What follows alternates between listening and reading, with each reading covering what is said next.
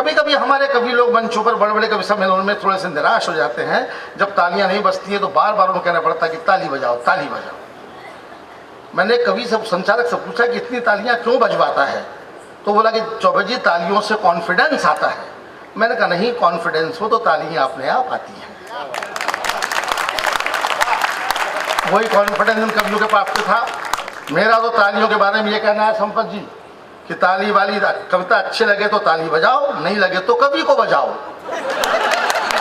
आप तो दोनों में एक जैसा मजा आएगा। और मैं तो कभी ताली के लिए कहता नहीं हूँ, आप इससे मेरा अहंकार न माने, ये मेरी विनम्रता है, ये मेरा संस्कार है कि मैं तालियों के लिए कभी नहीं कहता, क्योंकि मैं तो कॉन्फिडेंस वाला कवि हूँ। आप लोग तो काफ़ी बैठे हैं संख्या में, मैं तो वो कॉन्फिडेंस वाला हूँ कि एक भी समझदार सामने बैठा हो तो पूरी रात अकेले निकाल लेता हूँ। अभी बरेली में प्रोग्राम था उत्तर प्रदेश में साहब, 60,000 आदमी पंडाल में था और 60 कवि मंच पर थे। अब मेरा नंबर तो आखिरी में आता है।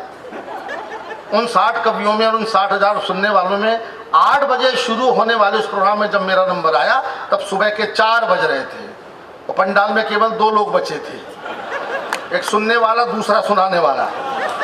कोई और होता तो बेहोश हो जाता, लेकिन मैं तो कॉन्फिडेंस वाला हूँ। मैं न घबराया और मैंने एकमात्र उस श्रोता के सहारे अपना माहौल जमाया।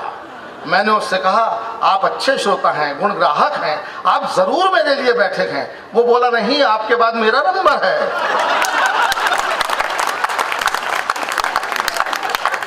ये होता है साहब कॉन्फिडेंस।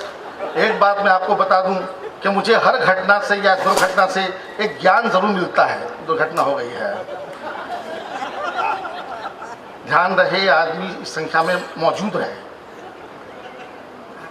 तो कॉन्फिडेंस वाली बात थी। हास्य रस के कवि के पास में ज्यादा कॉन्फिडेंस होता है। मंचों पर तमाम कवि होते हैं पर हास्य रस कवि कॉन्फिडेंस में आता है। मैं एक ऐसे उर्दू के हास्य रंग के शायर को जानता हूँ, उर्दू में भी होते हैं तंजो मिजा के शायर, हास्य रंग के शायर होते हैं, तो वो बहुत कॉन्फिडेंस वाला था। मरने के बाद में वो दोज़ख में गया। दोज़ख आप जानते हैं ना, जैसे हिंदुओं के लिए नर्क की व्यवस्था है,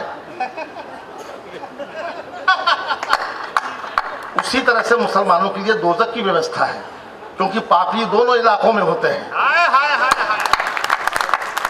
तो उर्दू का शायर मरने के बाद में, उर्दू का हास्य रंग का शायर बड़ा पॉपुलर था हंसाने में, मरने के बाद में दोज़ख में गया तो उसको देख करके यमराज हंसने लगे। बोले अब मालूम पड़ेगा बेटा हंसना हंसाना क्या होता है। दोज़ख में बड़े भयानक सीन होते हैं सब। यमराज को कॉन्फिडेंस था कि घबराएगा, रोने लगेगा, लेकिन वो तो जोर जोर से हंसने लगा शायर। उसकी हंसी देख करके यमराज का मनोबल गिर गया। उसने पूछा हंस क्यों रहा है, तो शायर ने अपना शेर सुनाया, सुनिए कि हमने किया गुनाह तो दोज़ख हमें मिली, हमने किया गुनाह तो दोज़ख हमें मिली, दोज़ख का क्या गुनाह था दोज़ख को हम मिले।